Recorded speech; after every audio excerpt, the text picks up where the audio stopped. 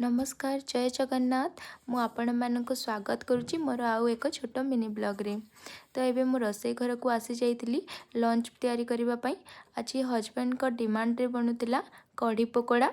मते तो बहुत भल लगे कढ़ी पकोड़ा और मोर हजबैंड को भी आपण मानक भल लगे कि नहीं कमेंट रे निश्चित भाव में कहे।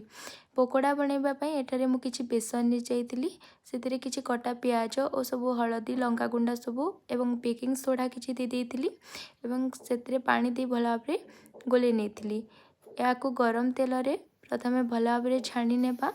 आउ पकोड़ा सब रेडी हो जाइला मोर देखंतु एठारे भल भाव में सब पकोड़ा तैयारी हो जाइला। आपण माने प्याज को स्किप मध्य करि परिबे।